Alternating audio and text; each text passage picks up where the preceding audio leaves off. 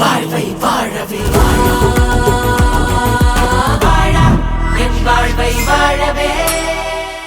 வரும் பிப்ரவரி 1ஆம் தேதி மத்திய நிதியமைச்சர் நிர்மலா சீதாராமன் இந்த வருடத்திற்கான மத்திய பட்ஜெட்டை தாக்கல் செய்ய உள்ளார். சென்ற ஆண்டுடன் சேர்த்து தொடர்ந்து 8 முறை பட்ஜெட் தாக்கல் செய்து நிர்மலா சீதாராமன் சாதனை படைத்தார். இம்முறை தொடர்ந்து 9வது முறை பட்ஜெட் தாக்கல் செய்ய உள்ளார்.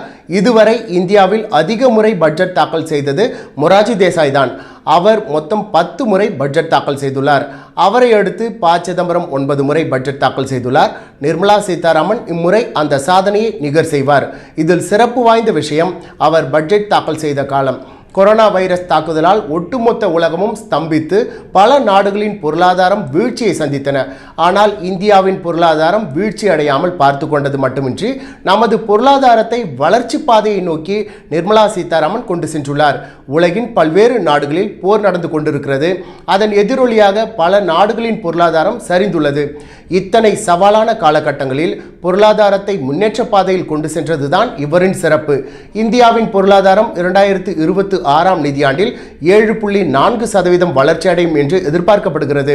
கடந்த 10 ஆண்டுகளில் உலகிலேயே வேகமாக வளர்ந்து வரும் பெரிய பொருளாதாரமாக மாறி உலகின் 4வது மிகப்பெரிய பொருளாதாரமாக இந்தியா உள்ளது. நாட்டின் தலைமை சீராக இருப்பதாலும் அனைத்து துறைகளிலும் இந்தியா தொடர்ந்து முன்னேறி வருவதாலும் உள்நாட்டு உற்பத்திக்கு அதிகம் முக்கியத்துவம் கொடுக்கப்படுவதாலும் இந்த வளர்ச்சி சாத்தியமாக இருக்கிறது. தொடர்ந்து அதிக முறை பட்ஜெட்டை தாக்கல் செய்தவர் என்ற சாதனையை தாண்டி நம்மை சுற்றியுள்ள நாடுகள் அனைத்தும் வீழ்ச்சி அடைந்து கொண்டிருக்கும் பொழுது ஒரு பொருளாதாரத்தை சீராக வழிநடத்தியதுதான் இவரது மிகப்பெரிய சாதனையாக பார்க்கப்படுகிறது.